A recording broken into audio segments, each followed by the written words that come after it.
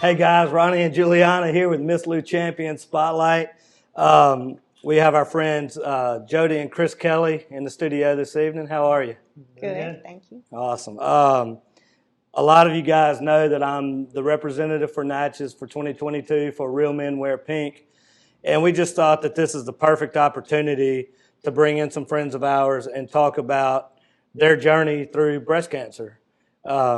So here we are, and let's kind of dive in. Jodi, why don't you tell us about when you were first diagnosed? I was diagnosed on actually November the 4th. But prior to that, in mid-October, funny little story, I had a little small area on my leg that I kept saying, oh, I'm going to go get that cut out. I'm going to go to the doctor. And I just kept putting it off. Something kept nudging me, hey, go get that checked. So I made an appointment with Dr. Flatman to have that cut off my leg. Well, to back up a little bit, I've always had fibroid cyst in my breast, and I've always had to have them drained, and Dr. Flatman is a breast specialist, and he has always done that. Well, while I was there and he was cutting that, I said, hey, could you just drain some of these cysts for me? And he said, okay. So if you drain one, it's liquid, it's no big deal. If it doesn't have liquid in the needle, then you kind of concerned, well, that's happened before. So you get some little cells, and it's like, I'm going to send that off, and you're going to go do an ultrasound. Well, that's happened before too. And I was doing speech therapy at a school, and I got a phone call, and it was Dr. Flatman, and he said, hey, have you had your ultrasound yet? And I'm like, oh, no, I'm actually about to go get it. And he paused. And in my mind, I thought he was going to say, oh, don't worry about it. Those cells came back. Nothing's wrong. And he said, okay, good. Let me know when you're finished. And right then, in my mind, I knew. Chris was like, no, you're fine. So I went and had the ultrasound, and I've had several ultrasounds before too. And I've kind of been able to learn to look at what it looks like and what these cells and cysts look like, and this one looked different. And so then I was like, yeah, and everybody's like, no, don't worry about it. And on a Monday night, I was at my mother's house, and my father was very sick. He had Parkinson's, and we got a phone call, and we stepped outside, and Dr. Flatman told me that, yes, it was breast cancer. Oh, wow. So what were you feeling in that moment? Can you share that, how you were feeling? Sure. I think we had a really, really big cry. So you guys were together at this? We were together. We were together.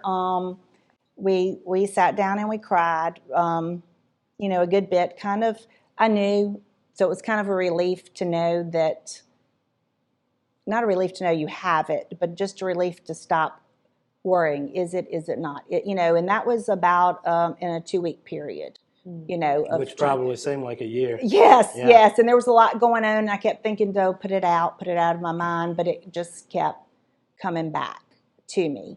So, and I had a mammogram prior to that in July. And so it was not found on the mammogram, but that doesn't mean you shouldn't get a mammogram. Everybody should, be tested and have that. And also, if there's something tugging at you, or if there's something that's really saying, hey, go to the doctor, go get this checked, go. It's, it's saying your body somebody needs to check you out for something. Yeah.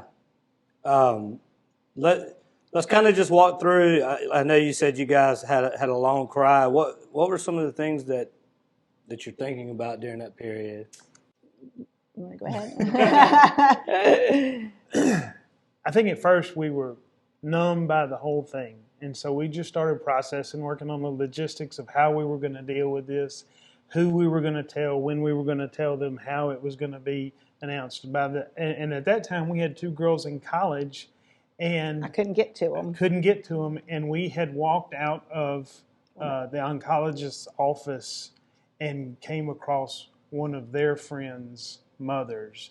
And so you just worry, we don't want them to hear that we're coming, out of that. So we had to, on the fly, we had to make those preparations and get in touch with them pretty quickly. We made arrangements for some of their friends to be there, and then logistically from there, it was how you're going to tell so and so, and when you're going to tell so and so, and things that we're not very good at because we're not experienced at it. We didn't want to hurt anyone's feelings, but more importantly, we wanted some level of privacy, some level of priority, so that we could deal with things on our own. Yeah, the girls, I told them, I said, I called them and I'm like, guess what? I'm getting a new breast job. And they're like, you are really? And I said, yeah, I'm going to have to. And so I just kind of had to start off light, but it was very, very emotional. And, just not on the Monday night that Dr. Flatman called us, I had to go in and tell my mother first. And, my dad is dying and he has Parkinson's. And I was so worried about having to tell her and then to have to tell my girls without being there to physically touch them and hold them. That was super, super difficult.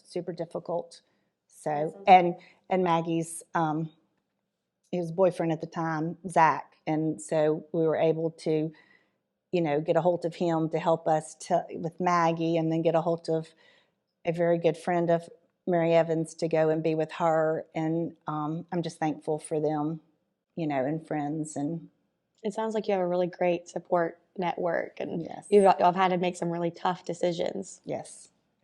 You mainly thought about your girls first. Absolutely. It was the other. Sounds like you thought about other people more than you thought about yourself in that moment. Well, we were numb to it. We didn't know how to feel so much. We had our cry, and it was time for us to say, okay, we better start moving forward before we get overrun by this. So we wanted to get out in front of as much as we could, and then so I became Dr. Internet and looking all over every website that there ever was. The things you're not supposed to do.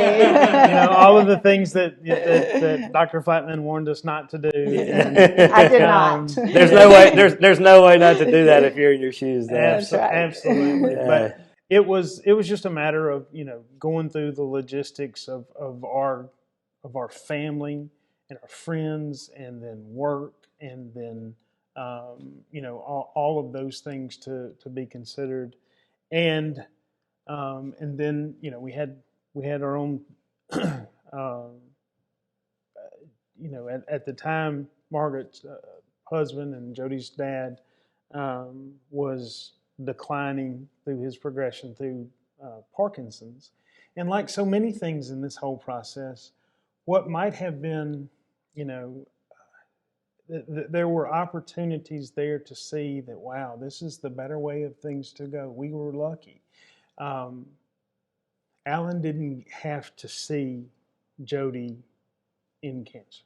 Yeah. At his stage in life, he would have fixated on it, and that would have been a lot. She wasn't put through the guilt of putting him through that.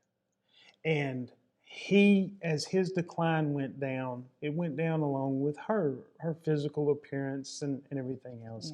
Yeah. And when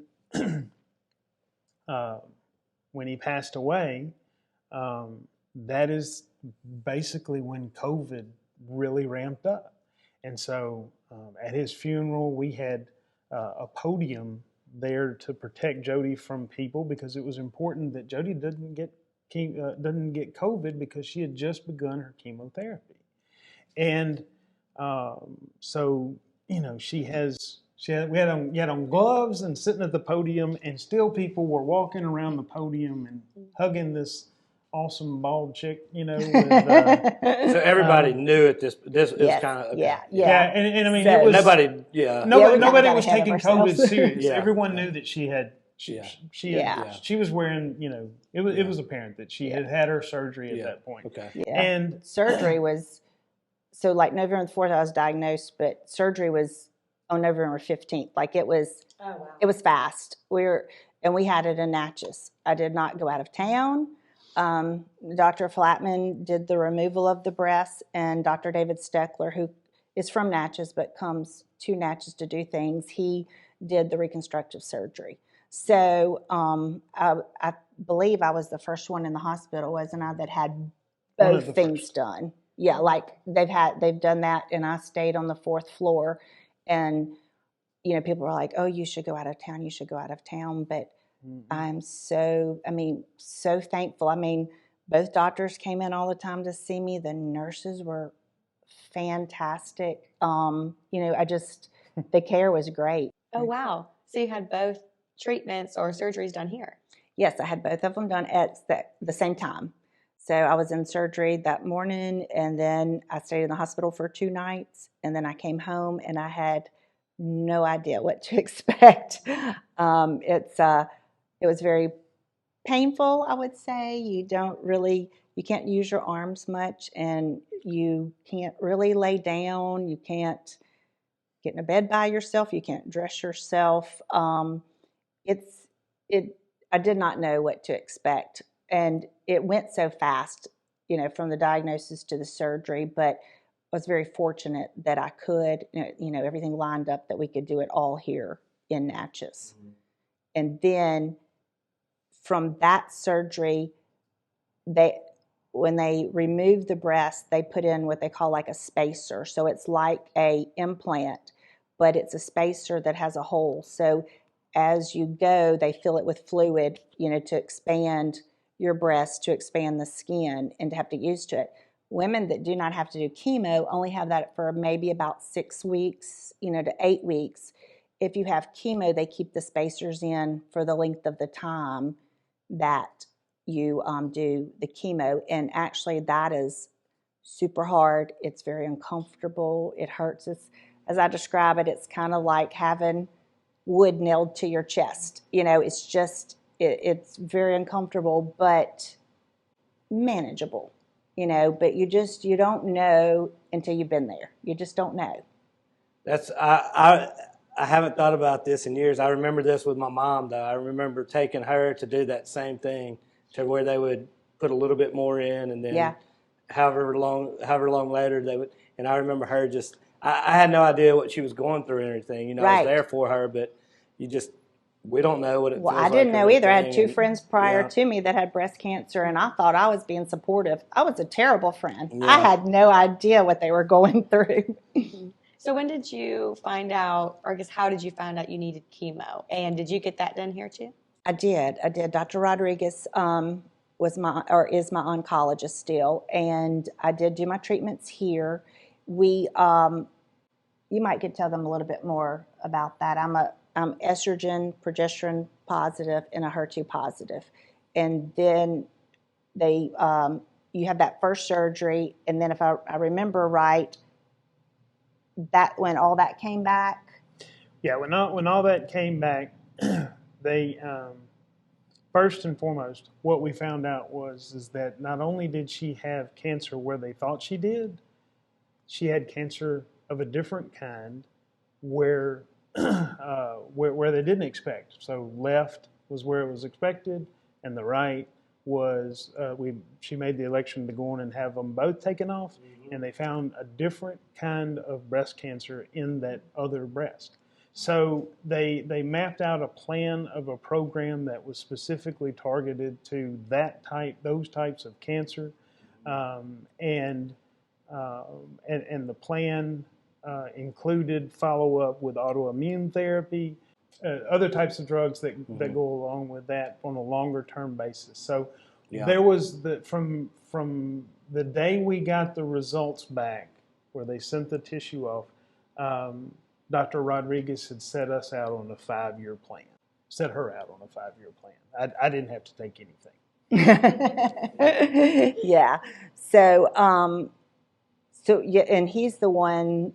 He decides about the chemo and when you're doing it. I just remember being at home and having a phone call, and my daughter Maggie was sitting on the sofa, and he called and he said, "Yes, you're going to have to do chemo."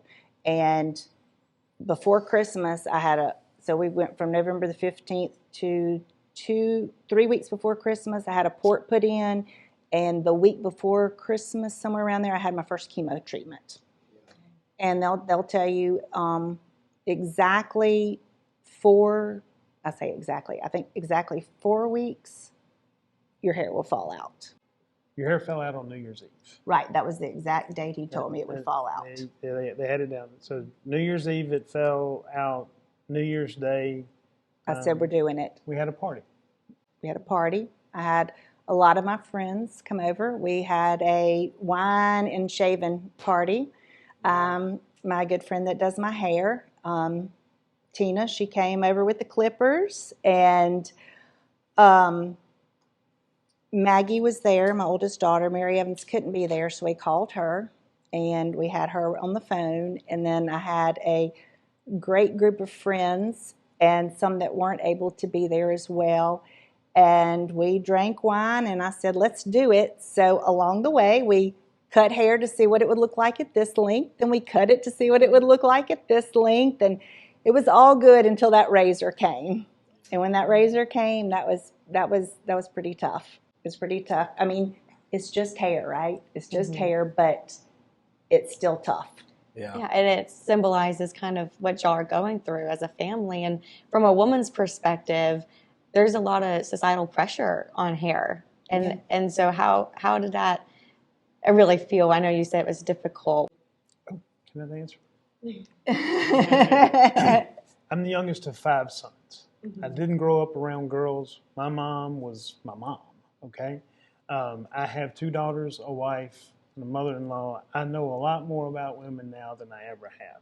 I can tell you that while vanity is not for vanity's sake, but there is an emotional attachment to things like hair and your body and everything else. And those things are real. And that's part of the things that nobody can explain to you or to anyone else.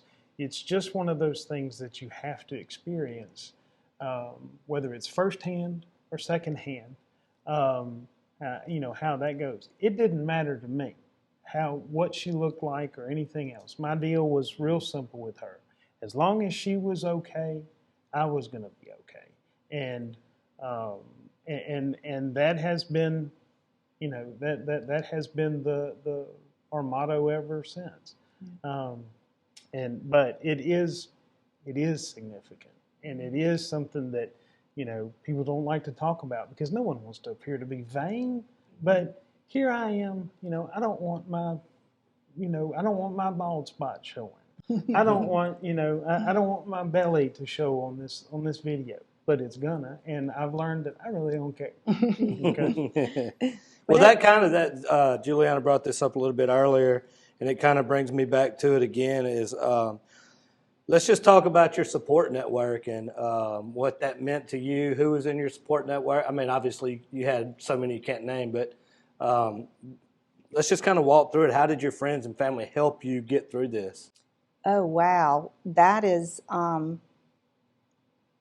it was pretty unbelievable what people did. I mean, food came from, just some people that we hardly knew.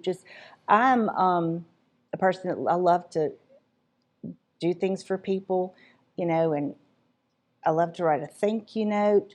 But when all this came in these list of pages, and when I say pages, a legal notepad of pages of things people did for us, I was just so I couldn't even write a thank you note. Like I didn't feel like I deserved, this food. I got something. I got cancer, but why are you bringing me food? I just couldn't believe it. Just the candles. Oh, a bottle of wine. Just anything. Just the visits. I had friends. When COVID happened, I'd been already working. I had 2 different types of treatments.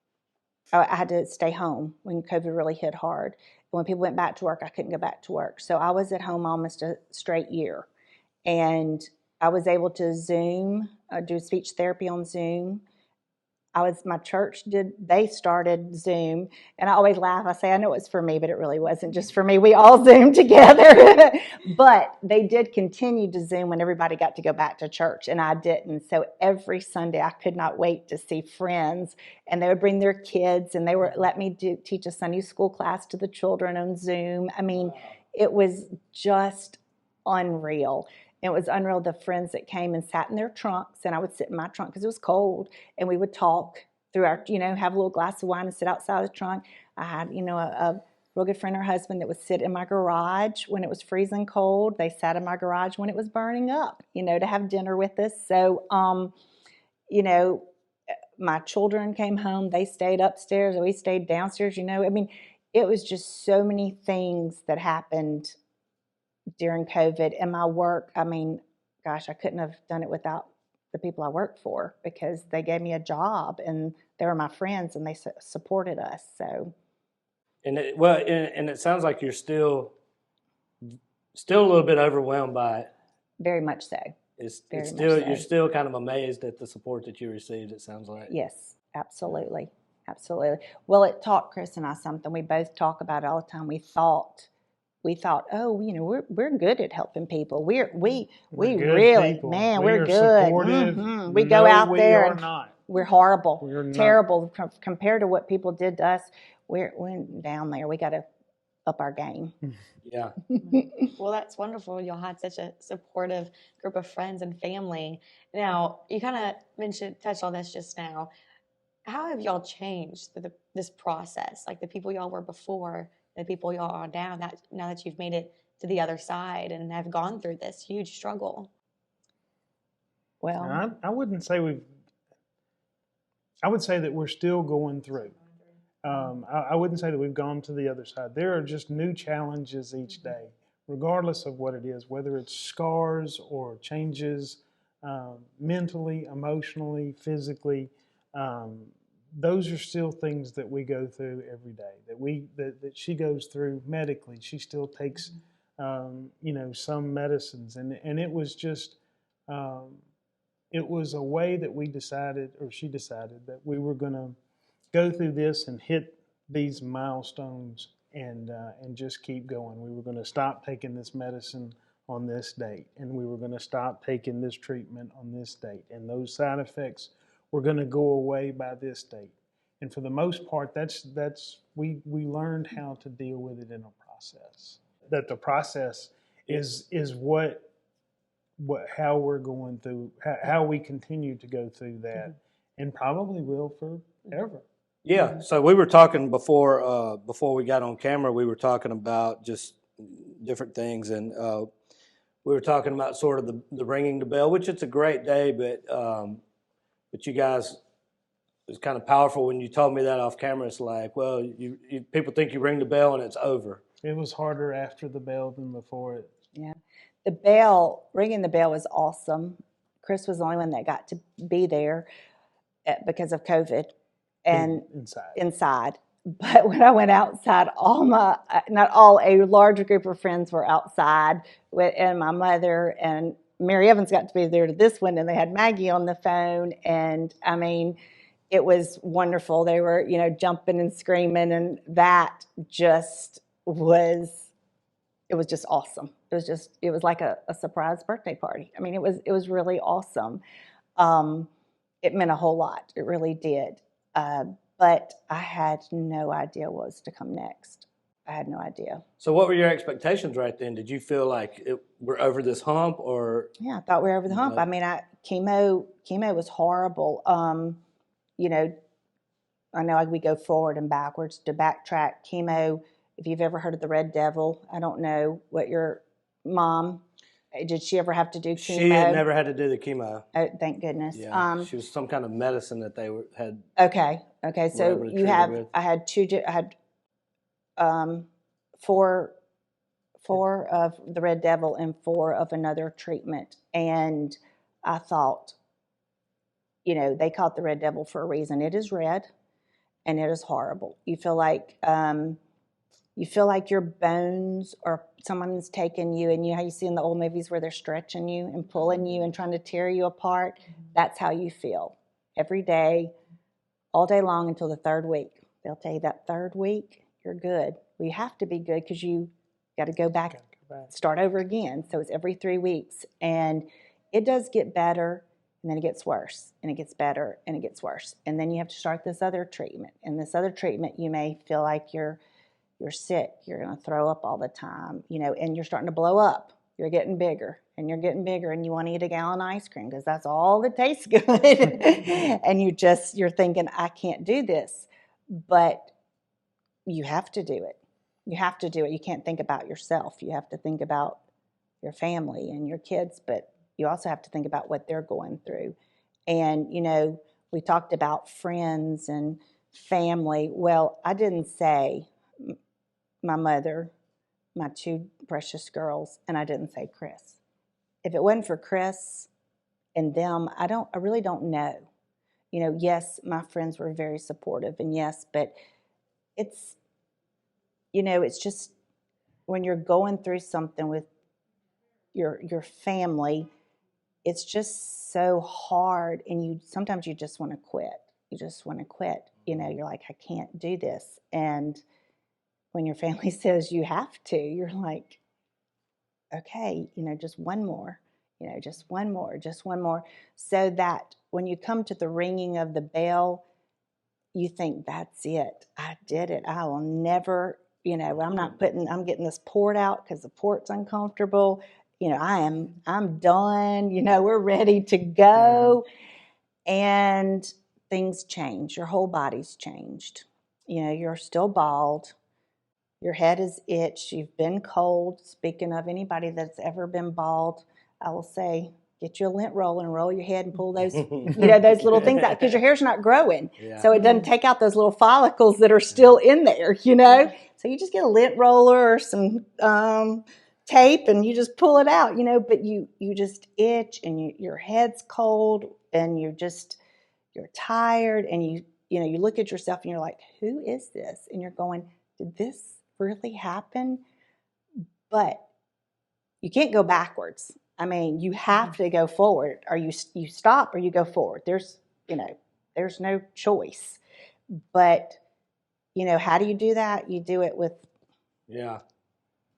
There's a book that I read with one of these special operations guys, and he said, it kind of reminds me of it, you just got to do one more, but he would always say, I'll quit tomorrow. And he's like, that's what got me through. He's like, I'll quit tomorrow. I'll worry about it tomorrow. He said, I never told myself I couldn't quit. He said, I'll quit tomorrow. Every day I'll quit tomorrow. And that kind of made me think about it. You can't, what do you do? You have to do it. You have to do it. As bad as you know that it's going to be, you got to go back. You can't. And, you think about, okay, myself. And, sometimes you want to pity yourself or you wish you could be doing this. And COVID, that didn't make it any better. Staying at home didn't make it any better.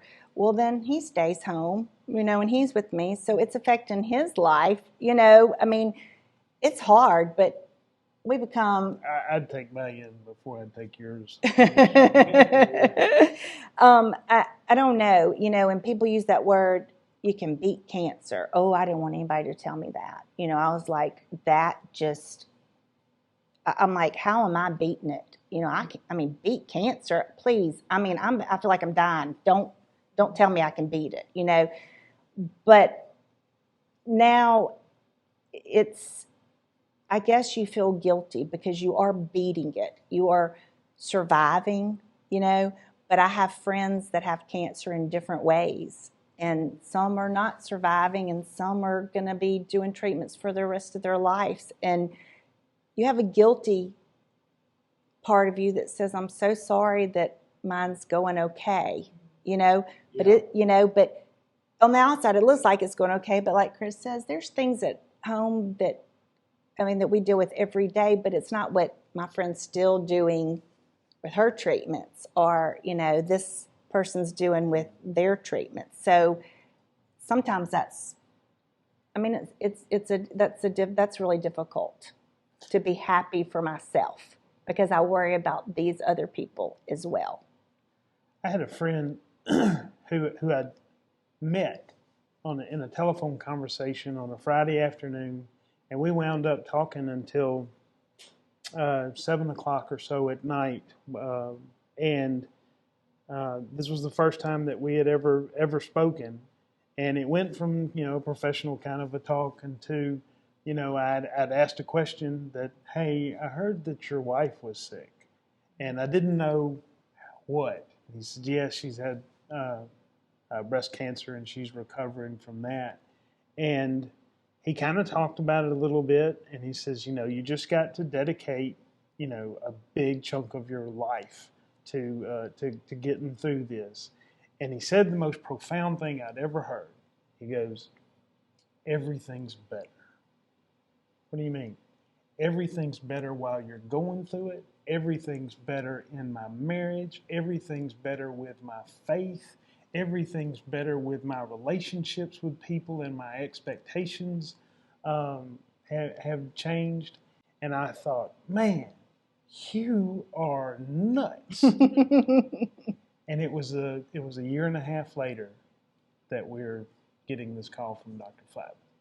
And I can tell you that looking back, this friend of mine that I thought was nuts, he got it, and he put it out there for me, way in advance, and it just stayed back there, and I said, okay, it can be better, and it's been better. It's been, everything about it has been better. Our marriage, our friendship, our respect for one another, our relationship with our children, with our family, everything's better. Our relationship with God is through the roof better, and it's true. And I think that it's absolutely true. So there is, amidst all of this problems and pain and emotional trauma and everything else, there is an opportunity to come out on the other side. Yeah. And so when people say, beat cancer, that's what they're talking about. Mm-hmm. Is you got to beat cancer, no matter what. It's a mindset. No matter what happens. Physically, emotionally. Whether it's something you're logically doing or something that's over, that's when you realize you're either beating cancer, or you beat it, or you've not let it take away, take away who you are, and, you're right, and your enjoyment of being who you are. I mean, the people I've met, the friends I've made. I mean, we'd have loved to have met in the grocery store instead of, having chemo, or talking about breast cancer or something. But, I mean, just, you don't ask why. My dad never asked why he had Parkinson's, and he always said those last few years were his best years. I mean, I don't think I said, why did I get cancer? Was I mad? I don't know if I was mad. I was sad, but maybe mad. Frustrated. How about that? That's a good word. Frustrated. Understandably so. Yeah, still get frustrated, but to look at all the good that came out of all of this. And if there's anything that I could help someone else with, or any questions, or or any just ideas. I'm really glad that you said that, because that kind of leads us. We got a couple more questions for you, and then we'll let you get out of here. But I'm really glad, because that really brings a positive light, because there's a lot of hard times through this and hard times ahead, but that really it's that silver lining, and I'm glad that we shared that silver lining, because I guarantee you there are people out here who are in different stages that are watching this that need to hear that silver lining. And so we'll hit you with two more questions, and I'll start with this one. Is that I know that you like butterflies, because I do. You've been over at Melissa's shop and everything. So I do. So let's tell us a little bit about the butterflies.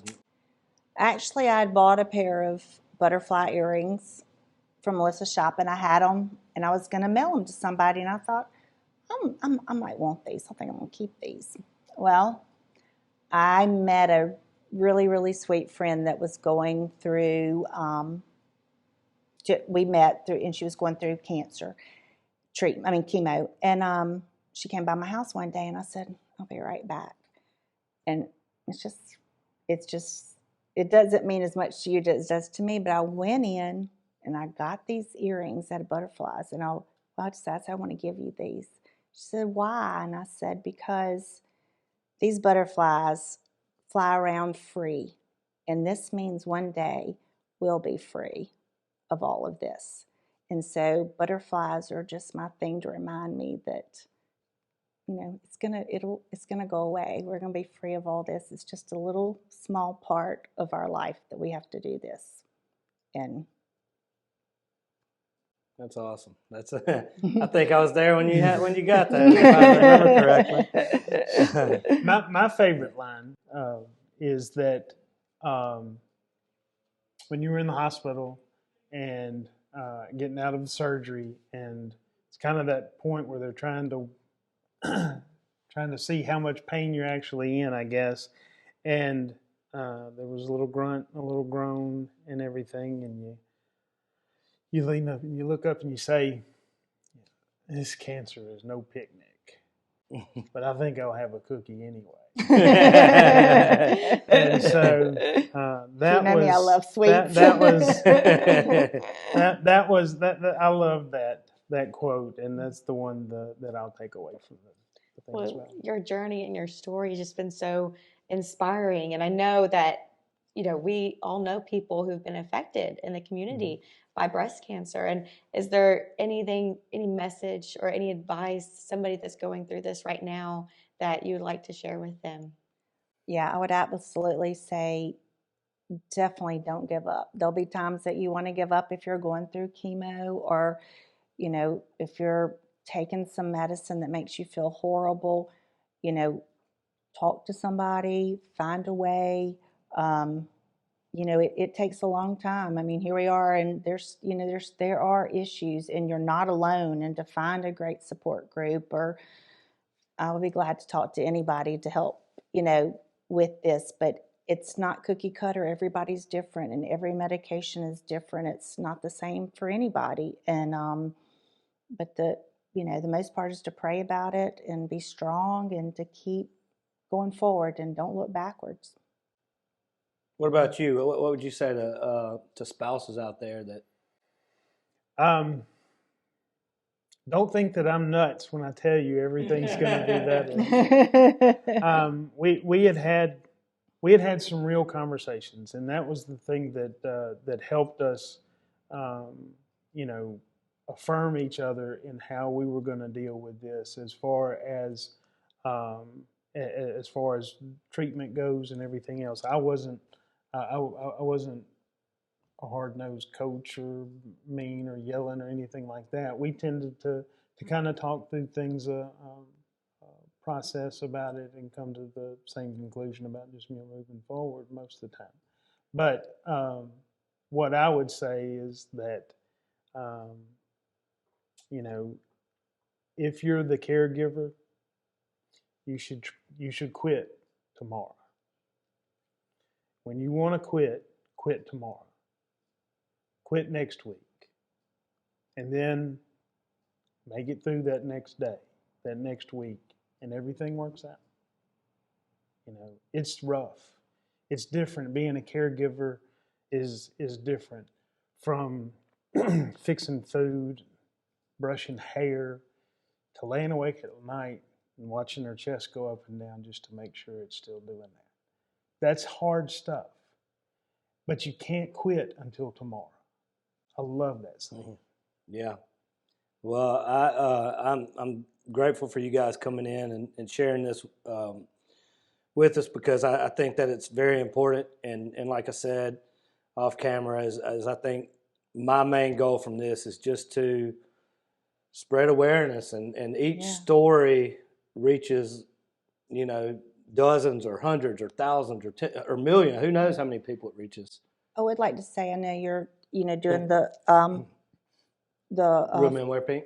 Yes, and I had a new drug, and probably if we weren't raising money and giving money to breast cancer and the cancers, that wouldn't be around. It was very, very new. I had someone calling me every week a doctor, a nurse, not a doctor, excuse me, a nurse or a pharmacist checking up on me on this medication. And, that just prolongs it a little bit more, to make sure that it doesn't come back.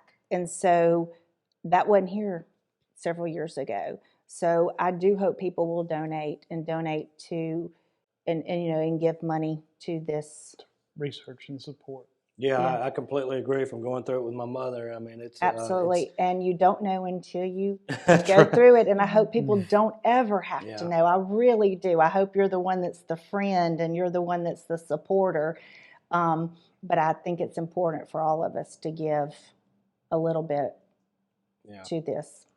Well, again, thank you guys for coming out. I want to say thank you to everybody that watched this. I know that you've been moved by it as much as we have. I want to say thank you to all of our awesome partners who make it possible for us to have these type of conversations. Thank you, Juliana, for our first co-host together, and it was really it was a great talk. I know it wasn't about the most positive experience in the world, but it was a great talk, and I want to say thank you to everybody out there. God bless everybody watching this, and as always, have a champion day.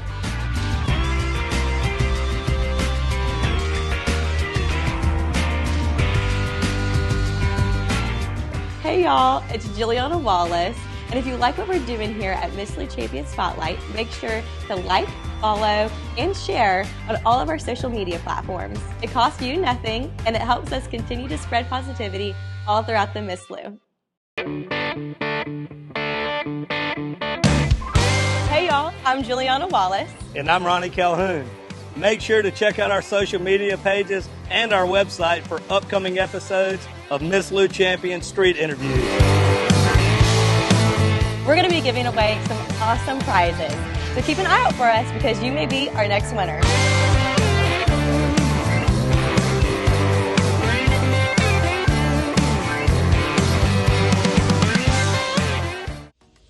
Welcome to your new hospital, Trinity Medical. Located in Faraday, Trinity Medical is the only acute care facility in the Tri-Parish area. Here you will find an active pursuit of holistic health, a strong, honest group of clinicians, and a consciousness of others that transcends the 80,000 square feet committed to you and your loved ones. Trinity Medical. People you know, caring for people you love. Come see us for all your handmade and fine jewelry needs here at 415 Main Street in Natchez, Mississippi.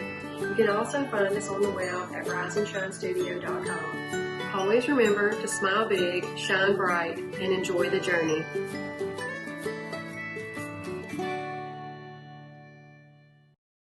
From regular family checkups to sedation dentistry, orthodontics and cosmetic dentistry, experience dental care the way it was meant to be. Right around the corner from a name you can trust, Miss Lou Family Dentistry.